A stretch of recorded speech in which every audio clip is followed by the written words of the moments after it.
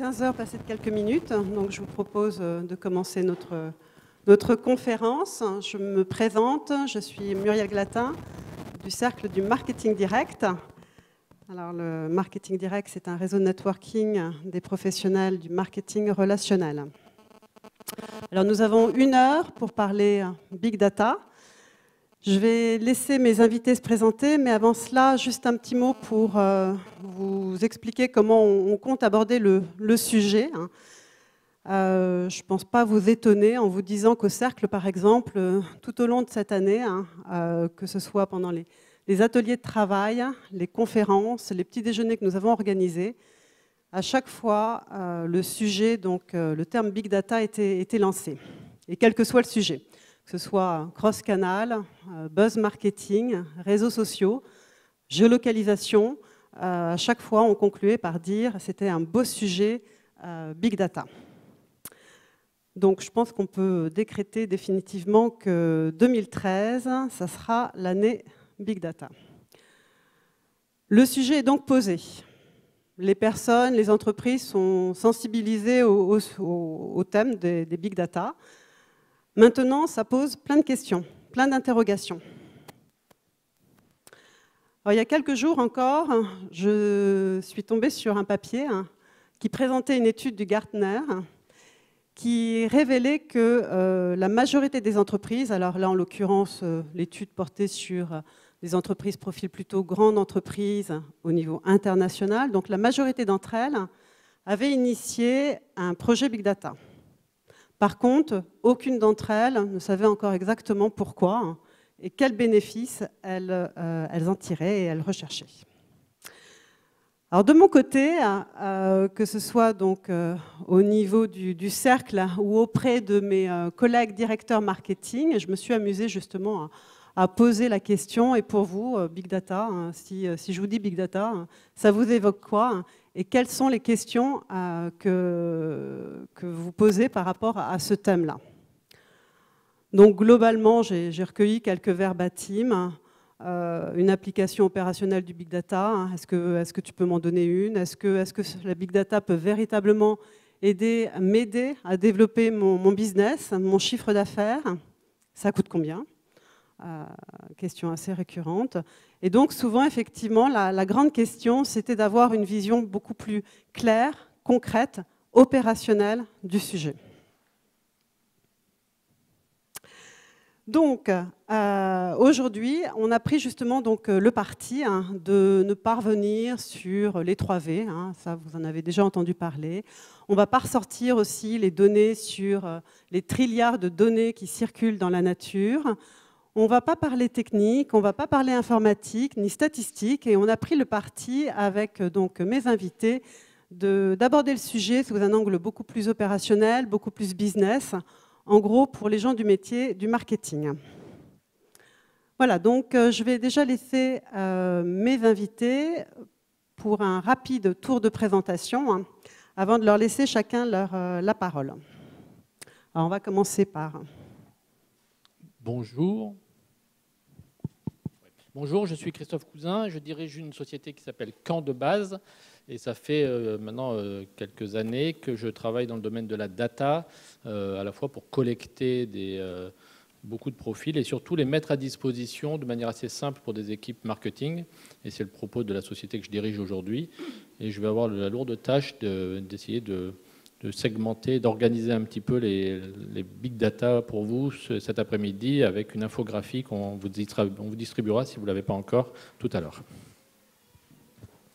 Bonjour, moi je suis Nadine Michaud, je suis la directrice générale et fondatrice de la société Secret de Polichinelle qui édite des sites internet e-commerce, donc naissance.fr, fairepart.com, 2 sites qui font du faire-part pour la naissance et pour le mariage. Donc la société naissance.fr a été créée en 1997, donc ça fait 16 ans qu'on est sur le web, et fairepart.com en 2011. Voilà, moi je vous expliquerai plus les usages que je fais aujourd'hui du Big Data pour développer mon chiffre d'affaires. Bonjour, je suis Philippe Seignol, j'ai la chance et l'honneur de diriger Performix en France. Performix, c'est le réseau de marketing digital du groupe Publicis. Nous opérons dans 30 marchés dans le monde entier, nous sommes un petit peu plus de 1000 salariés Et l'ensemble de nos campagnes multicanales cette année généreront près de 2 milliards d'euros de chiffre d'affaires chez nos clients annonceurs. J'essaierai justement de vous expliquer comment la big data et tout ce qu'on peut en tirer en matière de compréhension et de ciblage permet de doper les performances traditionnelles des canaux digitaux.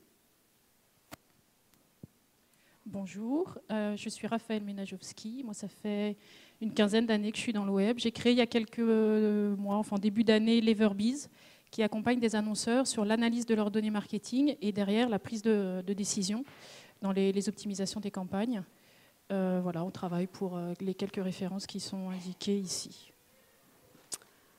Voilà, donc le tour de table est fait. Je vais redonner donc la parole à Christophe, qui a donc effectivement la lourde tâche de nous expliquer en 10 minutes les grands bénéfices clients de la Big Data. Bonjour. Donc ma présentation s'organise, elle est multicanale. Il y aura un petit peu sur l'écran et un petit peu sur une feuille de papier qui a été faite spécifiquement pour cet après-midi. Donc si vous ne l'avez pas déjà, je crois qu'on va vous en redistribuer. Elles sont là, qui vont vous permettre de suivre. Si vous ne l'avez pas, ça sera moins pratique. Alors, bon, je vais vous laisser faire, mais il y en a encore suffisamment si vous voulez. En fait, l'introduction de mon propos, c'est de dire que depuis maintenant quelques années, on parle beaucoup de big data, vous savez, c'est le terme le plus recherché sur Google par moment, et c'est un discours qui est trusté par l'industrie de l'informatique, qui a essayé de trouver tous les jargons possibles et imaginables pour rendre le sujet absolument incompréhensible pour le commun des mortels. Et je pense que pour certains, c'est une bonne façon de défendre leur petit périmètre. Et donc, cet après-midi, j'avais soit pour objectif de vous expliquer par le menu tous ces acronymes et on se serait gentiment endormi, soit d'avoir une approche un petit peu plus graphique. Et c'est ce que j'ai essayé de faire avec le document qu'on est en train de vous présenter, puisque la société que je dirige, on aime bien faire des petits dessins, il y en a d'autres si vous voulez, qui expliquent les bénéfices des différentes techniques que l'on met en œuvre. Alors, le truc, c'est qu'effectivement, quand on écoute les conférences, généralement la presse et ainsi de suite, ben voilà, c'est des informaticiens qui expliquent que la big data, ça permet de stocker des grands volumes de données et que ça va changer le monde et qu'on sera tous beaucoup plus riches après. C'est rarement abordé sous l'aspect, c'est quoi le bénéfice pour le client final, le consommateur.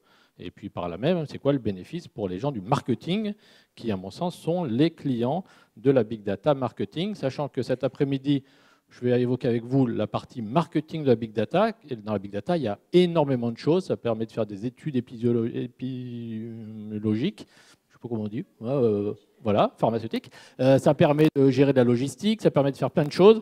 Nous, on va se concentrer sur ce que ça permet de faire pour les gens du marketing. Et puis l'autre chose, le petit préambule que je voudrais dire, c'est que la big data, c'est comme la ratatouille. Hein, chaque famille a sa propre recette qu'elle considère comme la seule bonne. Moi, par exemple, dans la famille, on ne met jamais 2 dans la ratatouille. J'en connais qui le font et c'est vraiment pas bon. Moi, c'est ma définition que je vais vous donner. J'essaie d'agréger comme ça depuis plusieurs mois l'état du marché. Mais vous aurez certainement d'autres visions complémentaires, différentes. Et je pense que c'est un sujet qui est tellement mouvant que ça ne sera pas étonnant. Donc, on s'est commis à faire un petit dessin qui résume les grands bénéfices et qui s'organise autour de 4 grandes parties. À gauche, on a essayé de lister toutes les données qu'on peut récupérer et vous allez voir qu'ils sont de nature assez différente pour, à la fin, 3 grands scénarios d'usage que je vais vous détailler assez rapidement. Le plus simple à mettre en œuvre, en quelque sorte, c'est toute la partie marketing relationnel multicanal. Et il ne faut pas le dire comme ça, mais c'est quand même quelque chose qu'on fait depuis maintenant pas mal d'années, notamment en France. Et là-dedans, il n'y a pas grand-chose de révolutionnaire, si ce n'est que maintenant on dit que c'est des big data, mais vous allez voir, c'est quand même plein de choses qui existent. Il y a la partie Web Analytics qui sera ensuite très détaillée, où effectivement là, on est dans des choses plus nouvelles avec des bénéfices très réalistes.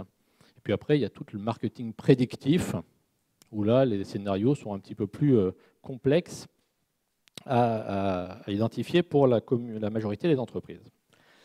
Alors, sur la partie basse du schéma, on a donc tout ce qui correspond à la partie marketing relationnel. Et donc là, c'est toutes les informations qui se baladent et qui sont relatives à un individu. Donc la particularité de cette partie-là, c'est que tout ce qui va se passer sur les jeux concours, les sites de e-commerce, les systèmes de caisse dans les magasins, les cartes de fidélité, les SAV, les parcours clients, tout ça est ramené à un individu qui est nommé. Et ces informations, il n'y en a plus, hein, je crois. Il n'y en a plus. Il y en a plus. Mais ceux qui n'en ont pas, ils sont arrivés trop tard. Et l'infographie sera disponible sur notre site internet. Ou sinon, vous me donnez votre carte tout à l'heure et je vous les enverrai. Donc toutes ces informations, c'est des bases nominatives et elles permettent de bien connaître ses clients, donc toute la partie connaissance client. Et puis ensuite, tous les grands bénéfices du marketing multicanal, c'est-à-dire de choisir le bon bénéfice, enfin le bon canal pour chacun des segments, de savoir comment on peut optimiser les investissements, mettre plus d'argent sur les gens qui vous seront rentables et moins sur ceux qui vous feront perdre de l'argent, et ainsi de suite. Et pour le consommateur, là, il y a des bénéfices très concrets, et notamment toute la partie personnalisation de la relation client. On va me proposer des offres qui me correspondent. On va gérer la pression, c'est-à-dire qu'il y a des gens, on sait, qui sont appétents à recevoir 5 emails par jour et d'autres, au bout de 3 par mois, ils trouvent ça insupportable. Et globalement, avoir un discours plus personnalisé, reconnu et adapté. Ça génère de la valeur parce que ça permet d'automatiser la relation client dans certains cas. Ça permet de mieux simuler le retour sur investissement. Et puis, dans cette partie-là, il y a toute une partie qui est liée à ce qu'on appelle la bad data. Donc, vous savez que la bad data, c'est toute l'information qui est de mauvaise qualité dans l'entreprise. Ça coûte des milliards de dollars à l'économie américaine chaque année. Et nous aussi, hein, mais c'est là-bas où ils le chiffrent plus. Et dans cette partie-là, il y a tout un volet qui est lié effectivement au meilleur contrôle de la donnée qui permet d'économiser pas mal d'argent. L'exemple type que vous constatez tous les jours, c'est de recevoir des courriers en double, c'est de recevoir des emails en double, on n'en parle même pas, c'est de recevoir des catalogues en double, ça coûte encore plus cher, c'est d'être livré au mauvais endroit. Enfin, la liste est longue et coûte énormément d'argent.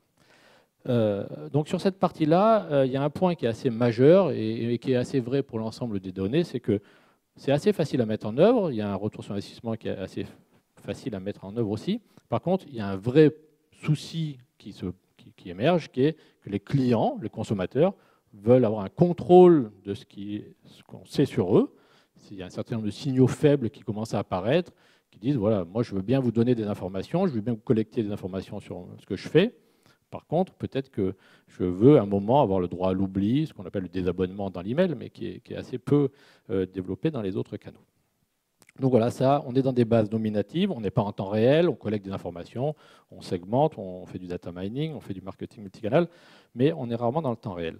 C'est la grande différence avec la deuxième partie, qui est la partie centrale du poster, et qui correspond à tout ce qui est lié à des informations qui sont anonymes, donc généralement liées sur des cookies, et qui vont prendre toute la partie navigation, tout ce qui va se passer sur Internet globalement, et avec un certain nombre d'enrichissements qui sont faits par des tiers ou avec ce qu'on appelle maintenant l'open data, donc des informations qui sont mises à disposition. C'est là où typiquement on va pouvoir dire, dans un scénario qui est malheureusement assez rarement mis en œuvre, mais voilà, cette personne-là, elle ressemble, sur la base de son cookie, je sais que c'est un homme avec 3 enfants qui habite dans un jardin. Et puis, par ailleurs, je sais que la météo ce week-end dans cette zone-là, ça va être beaucoup de pluie. Et donc, peut-être que je ne vais pas pousser telle offre, mais je vais pousser des offres pour des jardineries pour que les gens ils viennent aller acheter les bégonias. Parce que dans les jardineries, quand il fait beau, il y a plein de monde, mais quand il ne fait pas beau, il n'y a personne. Et en même temps, ils ont quand même leur stock de bégonias. On est dans ces bases-là en temps réel. Et on va être dans toute la partie Web Analytics qui permet d'optimiser ce qui se passe sur Internet. On en parlera longuement avec les autres intervenants. Donc de reconnaître, de personnaliser et là aussi d'optimiser les moyens qui sont mis en œuvre. C'est le scénario qui est quand même maintenant extrêmement bien déployé avec un de mes scénarios favoris, les bannières retargetées qui vous amènent pendant des mois et des mois. Je grossis le trait comme ça, les autres pourront dire que c'est mieux fait, mais des offres dont vous n'avez plus rien à faire. Moi, par exemple, pour vous dire, il n'y a pas longtemps, j'ai acheté un petit déguisement de Scooby-Doo pour ma petite fille. Donc, elle l'a mis déjà 3 fois. Hein. Maintenant, je pense qu'il est suffisamment usé pour partir à la benne, mais je continue à avoir des bannières qui me proposent de l'acheter, ce qui est un petit peu agaçant. Et encore, quand j'achète des choses Scooby-Doo, ça passe à peu près. Il y a des fois, c'est un petit peu plus olé, olé. Le troisième scénario, je tiens le temps là ? Il va falloir accélérer. Le dernier scénario, c'est les 3V, c'est la big data, la vraie selon les puristes, donc des informations qui viennent de plein d'endroits différents, qui sont des contenus non structurés, c'est les tweets, les photos, les reviews, ce qui peut se passer avec tous les outils qui sont géolocalisés, tout ce qui va venir de capteurs divers et variés. Et là, on est dans des scénarios qui sont quand même très largement vendus par l'industrie de l'informatique, mais qui sont quand même un petit peu plus évanescents. Là, on va être sur la e-réputation. Donc là, ça va à peu près, on contrôle ce qui se dit sur une marque ou sur une société. Puis après, on va être sur toutes les analyses des signaux faibles qui permettent de prédire que les gens vont vouloir plutôt, les consommateurs, plutôt tel ou tel type de produit. Ceux qui le mettent en œuvre sont extrêmement rares. Il y a quelques cas. J'en connais un de IBM qui a développé cette étude-là pour imaginer des prochaines tendances dans le domaine de la mode vestimentaire. Mais c'est quand même des scénarios qui sont assez complexes. Où là, le grand truc qui fait bondir les data miners, c'est qu'on cherche quelque chose, mais on ne sait pas quoi, mais on va le trouver. C'est déjà un peu plus flou. Néanmoins, on peut imaginer que de plus en plus, dans l'échelon de 10 ou 20 ans, toute cette masse d'informations sera traitée pour anticiper des besoins et du coup permettre aux entreprises d'anticiper elles aussi les moyens à mettre en œuvre pour y répondre. Voilà. Alors encore une fois, cette séparation, on pourrait en avoir d'autres, mais on a essayé ici de capter un petit peu ce qui se faisait aujourd'hui avec donc des scénarios qui sont à plus ou moins longue échéance et qui, selon votre activité, peuvent être plus ou moins facilement mis en place. C'est sûr que si vous êtes pure player dans le e-commerce, le web analytics, c'est déjà votre quotidien. Si vous êtes dans la VAD, le marketing relationnel, c'est déjà votre quotidien. Et puis, si vous vous lancez dans des choses extrêmement compliquées avec des très gros moyens, vous pouvez envisager de mettre en place des analyses non sémantiques avec des choses très compliquées. Mais concrètement, dans la réalité des entreprises, il y a beaucoup moins de projets de la sorte. Voilà. Donc, tout ça pour dire que pour toutes les entreprises, aujourd'hui, il y a des bénéfices pour les big data. Et l'étude du Gartner qui a été citée montre bien le problème, c'est que dans la majorité des projets big data, la définition de l'objectif même du projet est souvent floue et mal compris par au moins la direction générale et les managers, si tant est que c'est fait par les informaticiens. Donc le conseil que je pourrais vous donner pour terminer, c'est ça, c'est avant de vous lancer dans un projet et avant de serrer aux sirènes des éditeurs qui vont vous vendre de la Hadoop et du NoSQL qui est formidable, c'est déjà de bien définir quel est votre besoin et une fois que vous aurez fait ça, les moyens à mettre en œuvre vraisemblablement seront assez faciles à calibrer. Voilà, j'en ai terminé. Donc vous avez là les différents liens pour pouvoir suivre ce que nous faisons. Et encore une fois, pour ceux qui n'ont pas la version papier, je pourrais vous l'envoyer assez facilement. Merci Christophe. C'est bon au niveau du temps. Je sens très qu'il y a du grosse stress. pression au niveau du temps. L'important, c'est de tenir le temps. En fait, pour tout vous dire, au début, nous étions, il y avait 3 intervenants et un quatrième surprise. Un quatrième en surprise est venu nous rejoindre. Donc, du coup, le temps se resserre. Je vais laisser la parole donc maintenant à Raphaël. Quand on a discuté donc du sujet Big Data avec Raphaël pour préparer cette conférence, elle m'a expliqué qu'effectivement, c'était un petit peu son quotidien et qu'elle accompagnait en particulier donc les e-commerçants pour optimiser en fait leurs investissements publicitaires. Donc j'aimerais bien que tu nous en dises un petit peu plus. Tout à fait. Merci Muriel, merci Christophe pour cette brillante introduction. Je vais essayer d'être beaucoup plus concrète. L'inconvénient, c'est que peut-être qu'il y a des termes que vous ne comprendrez pas. Donc dans ce cas-là, où vous sortez, où vous levez la main, n'hésitez pas surtout, parce que parfois on ne se rend pas toujours compte des termes qu'on utilise. Donc plus sérieusement, nous effectivement, on intervient sur le marketing dans la big data. Et quoi dans le marketing? Plus précisément sur l'analyse de l'historique des clics d'un internaute jusqu'à sa commande. En général, les annonceurs analysent l'attribution des ventes selon le dernier clic. Donc ils considèrent que, par exemple, le retargeting, donc Christophe a bien cassé le sucre sur le retargeting intervenant en dernier clic, c'est lui qui a généré la vente. Donc, en plus, le retargeting, merci, parce que c'est un exemple dont je vais parler tout à l'heure. Donc ça, c'est une vision qui est intéressante, sauf qu'elle est très parcellaire, évidemment. C'est comme dans une équipe de foot. Je ne sais pas si vous étiez à la conférence ce matin sur l'affiliation, mais ils ont beaucoup parlé de ça. Dans une équipe de foot, il y a des buteurs, mais il y en a d'autres avant qui donnent le ballon au buteur. Là, c'est pareil. C'est un peu court de considérer que c'est le dernier clic qui a généré la vente. Donc, par exemple, je vais rentrer sur un détail assez simple pour le coup, sur les campagnes display, où là, vous avez en -1, c'est le dernier clic avant la vente, -2, l'avant-dernier, etc., jusqu'au 8e clic avant la vente. Et sur la gauche, en ordonnée, c'est la part des ventes dans lequel la campagne display intervient parmi tous les autres canaux utilisés pour cet annonceur. Donc là, on voit bien qu'en dernier clic, la part du display va être de 3%, alors qu'en 8e, par exemple, avant la vente, elle est de 4 fois plus. Donc si on analyse la contribution du display en dernier clic dans les rapports traditionnels de reporting des ventes, vous allez avoir une contribution qui va être, ou en tout cas un coût d'acquisition qui va être 4 fois plus cher que si vous aviez considéré une attribution au 8e clic. Donc ça pose le problème de l'attribution et ça pose aussi sa complexité. Et si vous ne regardez que le dernier clic, il va se poser un autre problème aussi, c'est que le display aujourd'hui, dans cet exemple-là, il contribue 4 fois plus en 8e clic qu'en dernier clic. Ça veut dire que si vous coupez le display aujourd'hui, demain, est-ce que vous auriez eu les ventes qu'il a générées en dernier clic? Donc, dépasser l'attribution du dernier clic, c'est aussi mieux comprendre ce qui va vous apporter, ce qui vous a apporté aujourd'hui votre trafic et ce qui va vous apporter demain votre trafic et vos ventes aussi.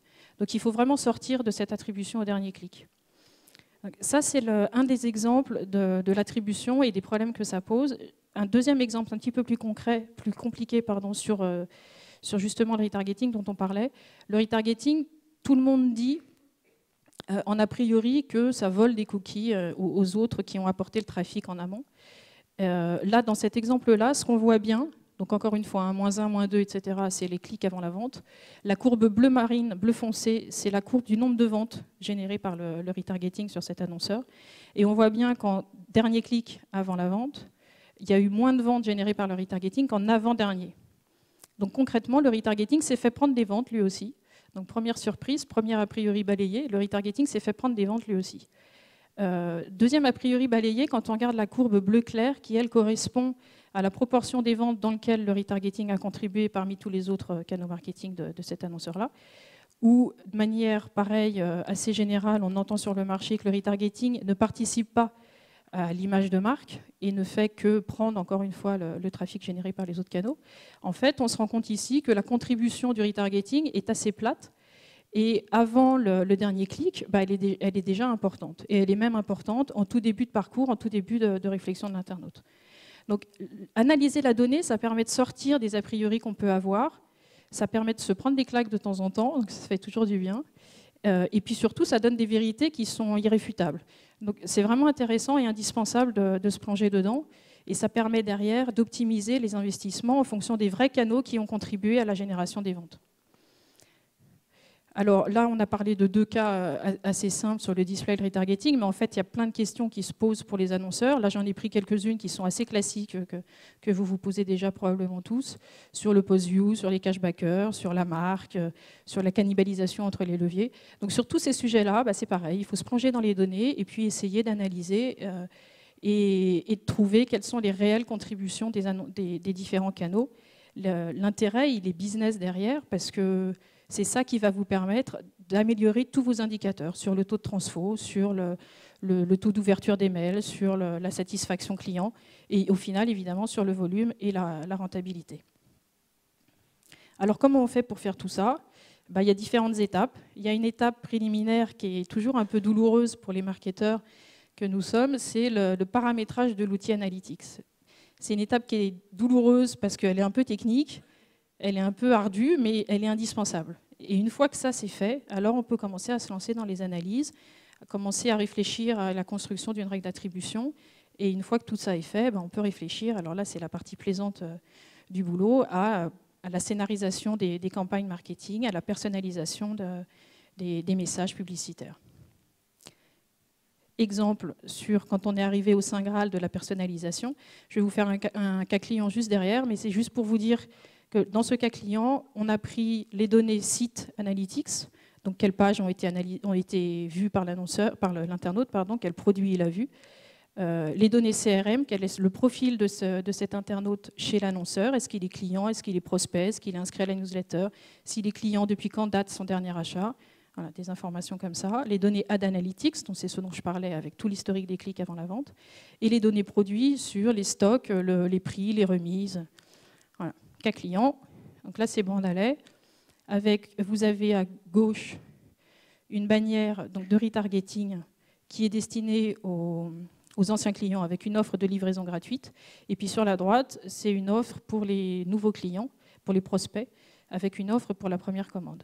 Donc là, c'est une segmentation qui est assez simple, prospect-client, mais on est allé en fait beaucoup plus loin sur la segmentation ancien client en prenant en compte la date de la dernière commande et en fonction de ça, le niveau de l'offre commerciale qui était ajusté. Je suis bien au niveau du temps, Muriel ? Merci. Différents résultats sur toute cette démarche de prise en compte de la donnée dans l'optimisation des campagnes marketing.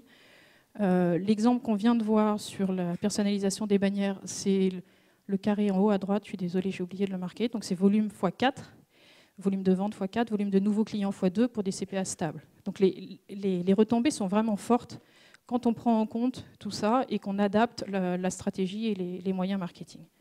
Après, il y a d'autres résultats qui sont plus évidents à comprendre sur la cannibalisation des campagnes entre SIM et SEO, entre plateformes d'affiliation.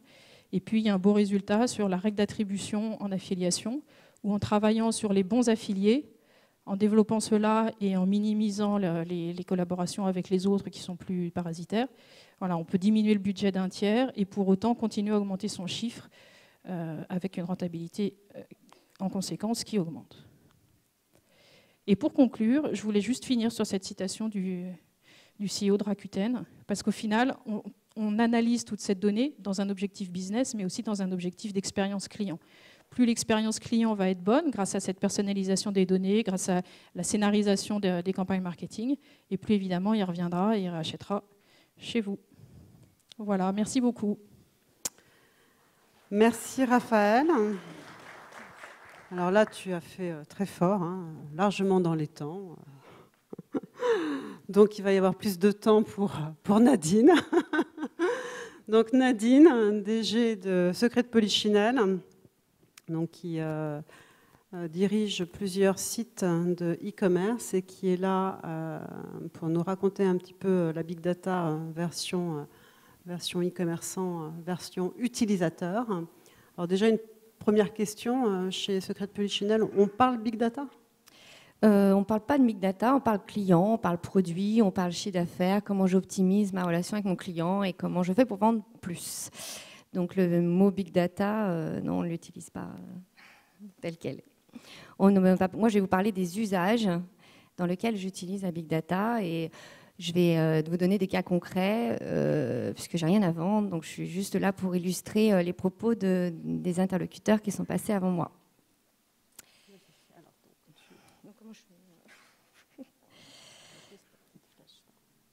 Ok, merci. Donc une petite aparté, Secret de Polichinelle a été racheté en septembre 2012, donc il y a un an, par le groupe Prima Vista. Donc j'ai vendu cette société au leader européen de la maternité. Donc c'est pas un hasard, hein, je me suis rapprochée du numéro 1 européen sur la cible de jeunes parents, donc qui distribue toutes les boîtes que vous voyez dans les maternités pour les jeunes mamans, la boîte rose, dossier maternité, des trousses et compagnie, et qui photographie à peu près 70% des bébés qui naissent en France et en Europe. Voilà. Donc moi je vais vous parler des usages Big Data. Donc je ne parle pas de Big Data, moi je parle effectivement de reciblage, recibler mes clients, ça veut dire que déjà, recibler mes prospects. Déjà je fais du faire part de naissance, donc c'est le produit par excellence qui dure très peu de temps, qui s'adresse juste à un moment, c'est-à-dire qu'avant la naissance c'est trop tôt et un mois après la naissance c'est trop tard. Donc j'ai un laps de temps très court pour convertir mon client. Et en plus, une fois qu'il a commandé chez moi, eh bien, je n'ai plus rien à lui vendre. Donc, c'est assez frustrant. Je suis en perpétuelle acquisition de nouveaux clients. Néanmoins, on fait quand même sur naissance.fr près de 300 000 visites par mois et on réalise un chiffre d'affaires d'un peu moins de 4 millions d'euros par an. Donc, comment j'essaye de capter mes clients? Moi, ils viennent, la maman s'intéresse au faire-part un petit peu avant la naissance, quand même, pas au dernier moment. Il y a des mamans qui sont très prévoyantes, mais elles ne vont pas commander parce que tout simplement, leur bébé n'est pas né. Donc, l'idée, c'est de les recibler. Donc, j'utilise Criteo, je pense que tout le monde connaît. Qui effectivement en temps réel va proposer donc à mes clients à mes prospects qui sont venus sur mon site de me retrouver sur d'autres sites. Donc là, c'est société.com, ça n'a rien à voir, vous ne cherchez pas du faire-part, mais vous êtes venu chez moi et je vous propose les produits que vous avez vus ajouter à votre panier, ou on peut descendre au niveau de la segmentation produit assez finement. Donc c'est des solutions complètement externalisées, bien entendu, que j'achète. Et qui me permettent d'offrir le bon produit au bon moment à la bonne personne. Donc je rejoins ce que disait Raphaël. Bien entendu, pour faire du retargeting, il faut déjà avoir des prospects. Donc bien entendu, ce ne sont pas des supports d'acquisition de clients, ce sont des supports de retargeting. Le dernier clic, effectivement, va me convertir je vais convertir au dernier clic, mais bien sûr, ce n'est pas un outil d'acquisition. Donc je ne peux pas dire que mon chiffre d'affaires, je le fais avec Criteo. Non, je le fais en partie avec Criteo. Mais j'ai besoin de tous les leviers pour convertir mon client.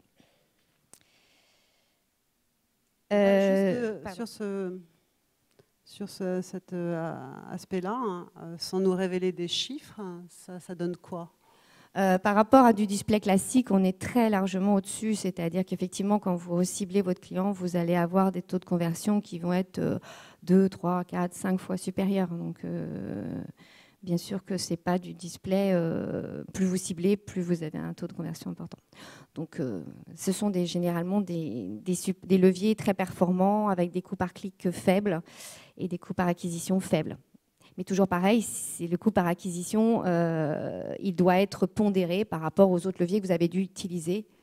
Sinon, c'est faussé, forcément. Par email, puisque là, c'était du display. Donc, on va faire du retargeting par email. Donc, l'idée, c'est la même chose, sauf que la plupart du temps, on n'a pas l'email du client. Les taux de conversion sur les sites internet sont faibles, donc forcément la plupart des gens viennent et ne vous laissent pas leur adresse email. On a beau mettre des bannières, on a beau essayer de mettre des petites incentives pour qu'ils s'inscrivent à votre newsletter, la plupart vont partir sans commander. Donc l'idée de l'email retargeting, c'est de récupérer le client sans collecte de données. Donc on passe là aussi par des prestataires extérieurs. Donc nous on a choisi notre prestataire, il y en a plusieurs sur le marché. Qui bénéficient de mégabases, donc de quelques millions d'adresses, d'opt-in partenaires. Donc une fois que vous avez donné votre accord pour recevoir des offres de partenaires, vous êtes assailli de mails dans votre boîte mail. C'est normal puisque cette adresse, elle va être utilisée dans des mégabases. Donc je n'ai pas votre adresse email, mais je vous envoie quand même un mail parce qu'une fois, vous avez oublié de décocher « Je refuse de recevoir des offres de partenaires ». Voilà. Donc moi, ça permet effectivement de relancer, toujours pareil, mes visiteurs. Et bien entendu, pas mes clients. Moi, c'est une petite donnée différente. Je ne relance pas mes clients. Les gens qui viennent de commander ne risquent pas d'accoucher dans la semaine. Donc, généralement, ça se fait tous les 9 mois minimum. Donc, je relance les paniers abandonnés, je relance les prospects ayant visité une ou plusieurs pages. Et effectivement, là, c'est pareil, on a des taux de conversion par rapport à un email classique de 2 à 5 fois mieux, voire plus, voire 10 fois mieux. Qu'un email sur un fichier loué lambda. Et puis, comme disait Christophe, l'intérêt pour moi de la big data, c'est le temps réel. C'est-à-dire qu'on a tous, marketeurs, des tonnes d'analyses, d'études sur nos segmentations clients. Moi, je viens du marketing direct, donc les bases de données classiques, relationnelles, avec des scorings assez compliqués qui nous prenaient du temps pour faire une campagne. Tout ça, ça se fait tout seul par des machines, de l'informatique, des algorithmes puissants, mais pour le marketeur, c'est complètement transparent. Je n'ai pas besoin de mettre en place une infrastructure chez moi, je n'ai pas besoin de collecter la data, j'ai rien besoin. Enfin, j'ai besoin simplement d'avoir le bon prestataire qui me propose son outil que j'implémente sur mon site. Donc l'idée, c'est de faire de la personnalisation en temps réel. C'est-à-dire qu'effectivement, je pousser le bon produit à la bonne personne, c'est analyser ce qu'il a fait auparavant, c'est des algorithmes complexes où on va savoir si le client il est plutôt tel profil, etc. Et celui qui a consulté tel produit a également aimé ce produit-là. Ce sont tous les moteurs de recommandation que vous trouvez sur les gros sites type Amazon, etc. Ou, bien entendu, si vous avez acheté un frigidaire, on va peut-être vous pousser le micro-ondes, enfin, j'en sais rien. Parfois, vous trouvez des choses un peu rigolotes. Vous vous dites, tiens, c'est bizarre, j'ai acheté un frigidaire et on me propose un sèche-cheveux. Mais visiblement, il y a une raison derrière. Il y a des algorithmes qui disent que les gens qui achètent des frigidaires, ils achètent aussi des sèche-cheveux. Moi, les gens qui achètent des faire-part, ils achètent aussi des cartes de remerciement. C'est assez simple. Par contre, j'ai 800 références et je suis sur un produit cognitif. Parce qu'en gros, je vends du papier. Donc, je vends un produit, c'est un bout de papier, sur lequel il y a une image. Et donc, je suis dans le cognitif, je suis dans l'affectif. Vous aimez le modèle en haut à gauche ou en bas à droite. C'est très difficile à segmenter. Je ne peux pas catégoriser mon produit. Je ne peux pas dire... Enfin, c'est très difficile. Là, je vais dire le modèle, il est violet. Alors, si vous achetez le modèle violet, c'est que je vais peut-être vous proposer un autre modèle violet. Mais finalement, vous avez choisi le modèle parce que vous aimez bien le petit lapin en haut à gauche, mais ce n'est pas le violet que vous vouliez. Donc, c'est très compliqué. Et justement, la big data, ça permet de répondre à toutes ces questions automatiquement en temps réel. En fonction du parcours de navigation de mes clients, je vais pouvoir sortir des espèces de règles que je n'aurais même pas imaginées. Et je vais pouvoir organiser mon catalogue. Donc là, je suis dans le merchandising, clairement. J'arrive sur... c'est quand on arrive sur un site internet, on a tous tendance à mettre les meilleures ventes en priorité. Mais bon, les meilleures ventes pour vous, c'est peut-être pas les meilleures ventes pour meilleurs choix pour un tel. Donc l'idée, c'est de personnaliser pour que très rapidement, vous puissiez trouver le bon produit. Moi, j'ai quand même 25 pages sur mon site, donc on voit bien que les gens ne font pas 25 pages pour trouver le faire-part qu'ils veulent. S'ils ne le trouvent pas rapidement, ils vont voir chez mes concurrents. Donc, on arrive à prédire des comportements cognitifs. C'est ça l'intérêt de la big data. C'est plus des comportements rationnels. On est presque dans l'irrationnel.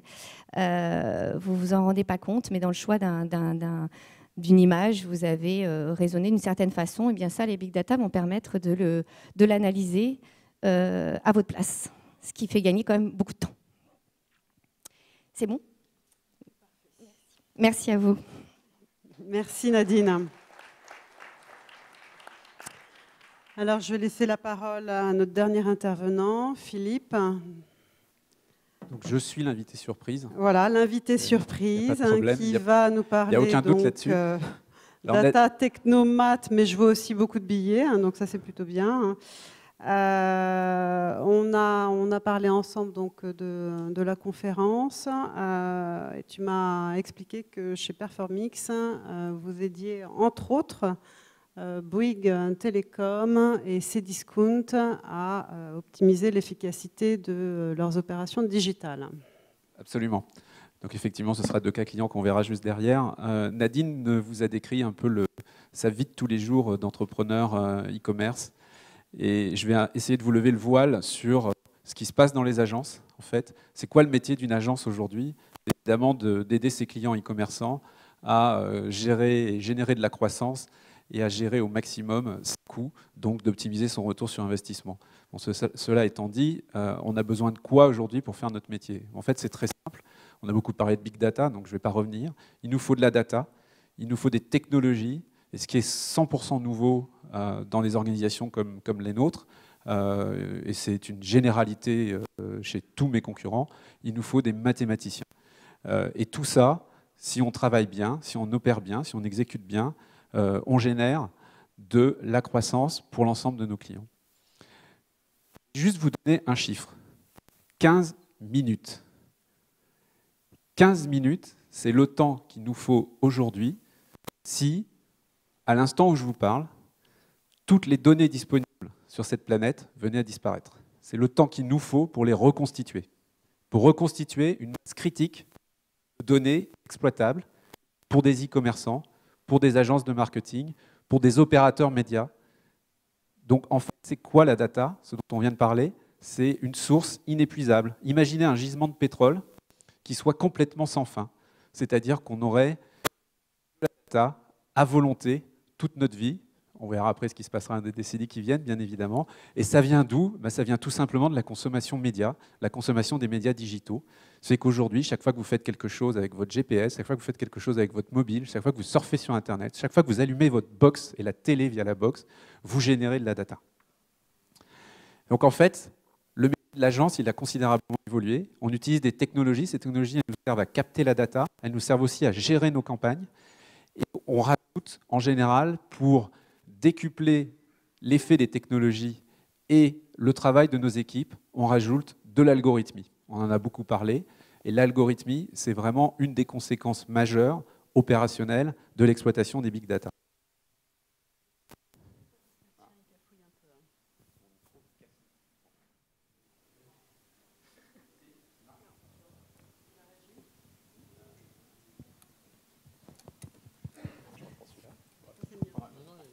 Celui-là, il marche. Celui-là, il marche. Oui, magnifique. Bon, désolé pour cette... Vous voyez, comme quoi on parle de big data, mais la technologie, c'est des choses des fois un petit peu simples et ça ne marche pas toujours. Donc, en premier lieu, évidemment, sur quel type de data on travaille. Donc, Christophe nous a montré un petit peu tout ce qui était disponible. Nous, on n'utilise pas tout. On va déjà commencer à travailler. Là, vous avez un petit peu, en gros, le mode de fonctionnement le plus commun qu'on utilise dans l'agence pour piloter l'ensemble des canaux. Et en fait, c'est pour faire du ciblage. Donc, on va commencer à collecter des données site-centriques. On va regarder les données qui sont issues du parcours d'acquisition. On va regarder les données clients. Et on va effectivement exploiter toutes les données de navigation temps réel qu'on peut récupérer en temps réel sur l'ensemble de l'Internet. Ces données, on va en tirer des profils. Ces profils, on va les segmenter. Et ensuite, on va scorer ces segments en fonction du niveau de motivation du consommateur par rapport à son projet d'achat, par exemple. Évidemment, on parle essentiellement d'e-commerce aujourd'hui. On peut faire du branding aussi, donc ce sont des items et des KPI complètement différents. Et une fois qu'on a scoré nos profils, on va les activer sur l'ensemble des canaux pour déployer les campagnes de nos clients, que ce soit du display, que ce soit de l'emailing ou que ce soit du search. Je vais donner tout de suite un résultat par rapport à la manière dont on opérait précédemment, sans ces modes de ciblage un peu nouvelle génération. En fait, c'est simple, le cas Bouygues Télécom ici, il est tout simple, c'est la deuxième vague. Donc on a déjà lancé la B-Box Sensation. Derrière, on opère une deuxième vague avec ces nouveaux moyens de ciblage. En fait, les deux résultats immédiats qu'on a remarqués, c'est d'abord sur le search, on a augmenté de 12% le nombre de commandes sans toucher au budget. Et enfin, sur la partie display, en targetant de manière fine et en temps réel, on arrive à avoir une couverture sur cible qui est très proche de 100%, c'est-à-dire qu'on n'a quasiment plus de déperdition, on adresse le message à la bonne personne au bon moment, et on fait chuter le coût d'acquisition de 40%. Donc c'est redoutablement efficace. Alors, autre utilisation des technologies et des mathématiques, le search. Là, on utilise les algorithmes de manière un petit peu différente. En fait, on va essayer d'exploiter le plus possible, c'est l'exhaustivité des mots-clés correspondant à un catalogue d'un e-commerçant. Bon, imaginez un Cdiscount, imaginez un Fnac.com, a fortiori un Amazon, hélas pour lequel nous ne travaillons pas. Ils ont des catalogues qui sont absolument monstrueux. Donc, en matière de ressources humaines, en matière d'équipe, gérer l'ensemble du catalogue client et l'exploiter dans le search, c'est vraiment un challenge extraordinaire.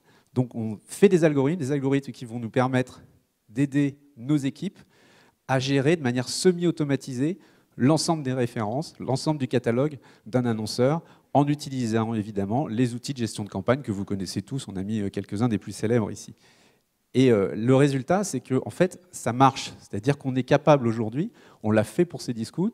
Alors, on a une petite formule amusante à l'agence, c'est que mon patron du search me dit toujours qu'il a créé la 380 du SIA, et je le félicite tous les matins, mais il faut dire que les résultats sont impressionnants. C'est-à-dire, quand on a récupéré Cdiscount, vous savez, en search, l'enjeu, il est très simple. Un e-commerçant, tant qu'il gagne, il joue. Donc son objectif, c'est de remettre de l'argent chez Google. Il y en a que ça n'amusera pas dans la salle, mais c'est comme ça. Jusqu'à ce que, au bout d'un moment, son ROI décroche, en fait. Et donc nous, on a redonné un second souffle à Cdiscount. On a réussi à doubler le chiffre d'affaires from search. On a accéléré le recrutement de nouveaux clients de 60%, ça sur une période d'un petit peu plus d'une année, tout en optimisant le ROI. C'est-à-dire qu'on est vraiment allé chercher une énorme croissance sans dégrader le retour sur investissement, ce qui est très important. Et enfin, j'ai un dernier exemple. Alors, je suis très triste parce que j'ai été trahi par la techno aujourd'hui. J'avais une vidéo pour vous détendre un petit peu et pour vous parler d'un produit qu'on vient de lancer qui s'appelle Performix Live Profiler. Ce produit, c'est tout simple. Je vais essayer de vous le raconter. C'est un produit qui répond un peu à un rêve de tout marketeur. C'est de murmurer à l'oreille du consommateur juste au moment où il est sur le point de prendre sa décision d'achat. Donc, c'est une application Big Data ciblage. Et ça fonctionne en temps réel et ça se déploie sur l'ensemble des canaux, que ce soit le search, que ce soit l'emailing ou que ce soit le display. Voilà. Malheureusement, je n'ai pas d'image, donc du coup, j'ai fini largement dans les temps, je pense. Voilà, merci. Tu termines par une belle image. Merci Philippe. Alors, on est dans les temps. Je vais laisser la salle poser des questions. Mais avant, je voudrais revenir sur 3 idées reçues qu'on entend souvent au sujet de la Big Data. Je les lance à la cantonade et je vous laisse réagir par rapport à celle-ci. Donc, l'idée reçue numéro 1 qu'on entend souvent au sujet de la Big Data, c'est la Big Data, c'est que pour les grosses entreprises. Non, puisque... Ça marche okay. Voilà, je suis une preuve que non. Voilà, une petite entreprise. Philippe, tu travailles que pour des grosses entreprises sur la problématique Big Data? Moi, je vais être très honnête. Aujourd'hui, les applications que je viens de vous montrer, elles concernent essentiellement nos gros clients. En fait, parce qu'après, et là encore, je vais être très transparent, on a un problème de business model, nous, agence, pour opérer ces technologies pour des petits annonceurs. Donc, c'est-à-dire que nous, on leur demanderait trop d'argent, parce que ça nous coûterait trop cher. Et donc, inversement, eux, ils ne vont pas faire appel à nous. Et donc, je vois qu'il y a des annonceurs qui sont très do-it-yourself, mais c'est très, très bien. C'est-à-dire qu'ils vont puiser. Et je rends hommage à Nadine, parce qu'elle fait ce qu'elle nous a montré tout à l'heure est vraiment admirable. Et donc, ils vont puiser eux-mêmes directement parmi le vivier des entreprises qui sont sur le marché aujourd'hui. Et ils vont reconstituer un petit peu, comme s'ils achetaient une maison en kit, ils vont reconstituer un petit peu l'ensemble des produits avec ce qui est disponible sur le marché. On est très système D. Ah oui, mais c'est souvent ça la vie des annonceurs. Raphaël, sur ce sujet-là, tu as quelque chose à rajouter? Je n'ai pas cet effet de seuil de Performix. Non, moi je dirais qu'effectivement, le principe de la donnée en tant que telle, c'est presque une religion, c'est applicable pour toutes les entreprises. Après, la seule contrainte, elle est plus au niveau de la significativité, au niveau du volume de données. Mais sinon, c'est plus une éthique, une façon de voir les choses qui est... Donc je suis une petite entreprise, entre guillemets comme Secret de Polichinelle. Petite, c'est relatif, mais je manipule beaucoup de données. Donc je suis dans la problématique Big Data. Tout à fait, oui. Deuxième idée reçue, j'ai commencé par ça. Les Big Data, c'est un sujet d'informaticien et de statisticien fou. Christophe, qu'en penses-tu? Je pense que c'est un sujet d'informaticien, parce qu'à la fin, il va falloir des informaticiens, mais c'est un enjeu pour les gens de la direction générale et du marketing. Et que au début de la bulle Internet, il y avait une phrase qui disait, parce que j'en ai fait partie, qui disait quand un CFO prend le pouvoir, ça sent le sapin pour les startups. Et moi, je pense que quand l'informatique prend le pouvoir sur les projets Big Data, ça sent le sapin pour les gens du marketing. La Big Data, c'est un sujet pour les marketeurs de demain. Ça sera leur sujet. Il n'y en aura pas beaucoup d'autres. Et que donc, il est grand temps que, à la fois les outils, les méthodologies, les bénéfices qui ont été présentés s'adressent aux gens du marketing. Mais si on laisse les geeks fous nous bassiner avec leur NoSQL, leur Hadoop et leur MongoDB, on va juste passer à côté du sujet et on va mettre des années à s'en remettre. Donc j'espère que progressivement, et je pense que c'est comme ça que ça va se passer, c'est les enjeux business qui vont prendre le dessus. Sinon, on va faire la même chose que pour le CRM. C'est que si vous vous rappelez le CRM des années 2000, il y a eu des tonnes de projets CRM qui ont été déployés. Il y avait des outils qui ont disparu depuis, mais ceux qui étaient dans le milieu professionnel s'en souviennent. Je me souviens d'un Vignette qui faisait des trucs juste formidables. Juste, on n'avait pas pensé aux données qui allaient être manipulées. Donc il y a des gars, et j'en ai vu, qui ont dit « Bon, notre projet CRM marche, et maintenant on n'a pas d'essence, donc qu'est-ce qu'on fait ?» Et ça a plombé le CRM pendant 10 ans et on en revient maintenant. Donc j'espère que pour la big data, ça ne va pas se passer comme ça. Sinon, on va perdre beaucoup de temps. Moi, j'ai une petite anecdote. Je tairai le nom de l'annonceur parce que ce n'est pas un de nos clients en plus. Il y a eu un appel d'offres DMP. Alors, pour ceux qui ne savent pas ce que c'est dans la salle, en fait, la DMP, c'est finalement la constitution d'un patrimoine data pour un client et de manière à pouvoir exploiter l'ensemble des canaux, donc l'ensemble de ses campagnes sur l'ensemble des canaux. Et donc, sur cet appel d'offres, il y avait autour de la table la direction générale, la direction informatique, la direction marketing, la direction de la communication, la direction digitale, j'ai pas fini la liste, hein. Il y avait aussi le CIO, évidemment, qui était là. Au final, 0 décision, et l'entreprise n'a toujours pas choisi son prestataire. Et là, je rejoins Christophe, c'est un sujet marketing. Alors évidemment, c'est un sujet direction générale aussi. Plus on va être intéressé par le retour sur investissement et plus l'entreprise va dépenser d'argent en marketing et déployer des campagnes sur l'ensemble des canaux digitaux, plus effectivement la direction générale va être impliquée. Mais là, il est très très clair qu'il ne faut pas laisser. Et d'ailleurs, nous, agence, si on est catalogué publicitaire, donc nous, agence de marketing digital, très souvent, on se rend compte qu'il y a une vraie guerre de pouvoir dans les entreprises entre le directeur informatique et le directeur marketing. Voilà. En revanche, évidemment, pour ce qui nous concerne, nous, on a recruté, on a considérablement renforcé les équipes d'informaticiens, de développeurs et de mathématiciens. Je vous mentirais probablement si je vous disais qu'il y a 10 ans, on avait... aujourd'hui, dans mon équipe, j'ai à peu près 50 personnes, et j'en ai à peu près la moitié qui font des maths et l'autre moitié qui font du développement informatique. Il y a 10 ans, on ne les avait pas, très clairement. Très bien. Dernière idée reçue. On a commencé par ça en rappelant donc l'étude Gartner. La big data, c'est un beau sujet pour faire de la recherche, pas du business. Bon, je pense qu'on a, j'espère en tout cas, réussi à démontrer le contraire. Mais par rapport à cette remarque, dans la vraie vie, j'allais dire, quand vous rencontrez des... Moi, je ne fais pas de recherche, je fais du business. Je n'ai pas les moyens de faire de la recherche et développement dans des projets qui durent des mois. Non, j'ai une problématique qui est aujourd'hui dans un univers quand même très concurrentiel.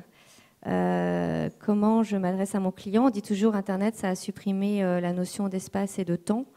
Je pense que les big data en travaillant en temps réel, c'est une belle illustration que sur Internet, on a supprimé la notion de temps. Et quand on vient du marketing direct, et Muriel me connaît ça, où on passait des mois sur des tests de mailing, où on avait remonté 6 mois plus tard, pouvoir travailler en temps réel, c'est quand même extraordinaire. On n'a pas parlé, mais il y a quelque chose qui m'intéresse moi à étudier, c'est l'A/B testing en temps réel. Je ne sais plus comment ça s'appelle, mais l'idée c'est que votre page, vous avez un bouton rouge, un bouton vert, un design particulier, et vous pouvez prévoir comme ça plein de pages différentes. Avec parfois le bouton il n'est pas vert, il est bleu, vous grossissez une vignette. Et vous avez des algorithmes qui font que tous les éléments vont varier en temps réel selon les visiteurs. Et vous pouvez avoir les retours en temps réel, savoir quelle est la meilleure page qui est composée de plein d'éléments. Et vous aurez votre page optimisée au bout de quelques jours, quelques heures, enfin en fonction des volumes du site, bien entendu. Donc ça, c'était juste des trucs qui nous prenaient genre 6 mois avant, je sais pas, 2 ans. Non, peut-être pas comme voilà, c'est du temps réel. Bon, on a encore 5 minutes. Donc c'est les 5 minutes qu'il vous reste pour poser aux 4 intervenants des questions, si vous en avez.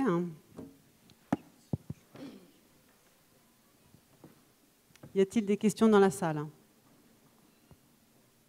Tout a été très clair. Ah, là-bas.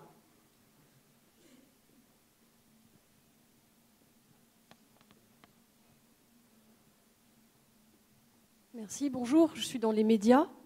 Et donc, on est à la fois sur un modèle économique qui est publicitaire et qui est commerçant. On est assez au b.a.-ba, en fait, de ce traitement des big data.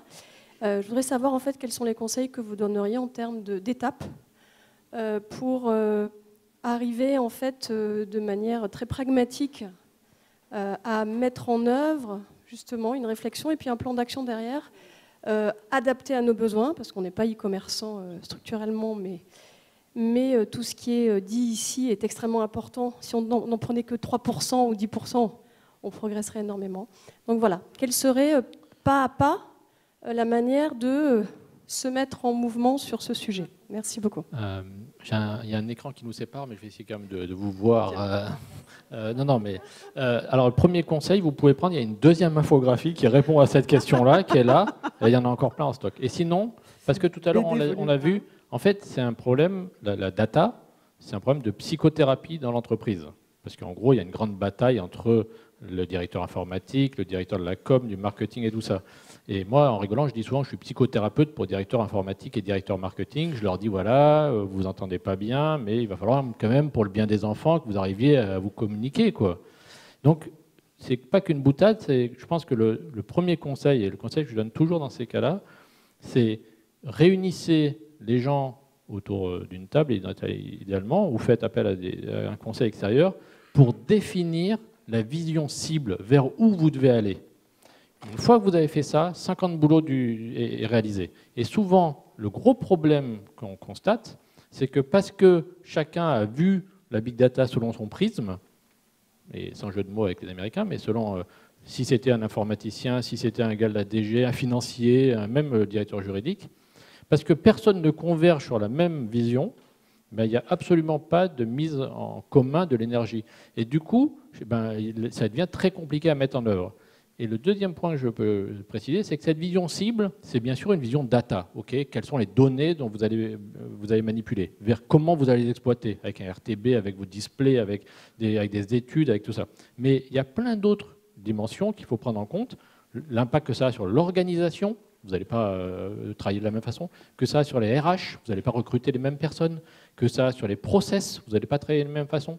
Et donc, commencer à dépioter un peu cette pelote et dire, voilà, on vise ça, et voilà les grands impacts que ça va avoir, ça vous permet de gagner un temps très, très précieux. Et je vous garantis que souvent, moi j'arrive dans des situations où les gens, ils ont des visions tellement différentes du projet, parce qu'ils l'ont perçu comme ils voulaient, qu'à la fin, soit il n'y a pas de décision, comme on disait à l'instant, soit alors ça part dans des proportions.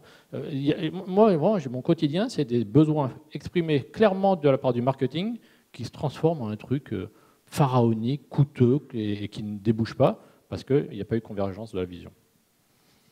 Je peux rajouter juste un mot. Il est évident que la first party éditeur, c'est-à-dire la data que vous collectez vous en tant que média, c'est une denrée extrêmement valorisée aujourd'hui et un petit peu plus demain sans doute.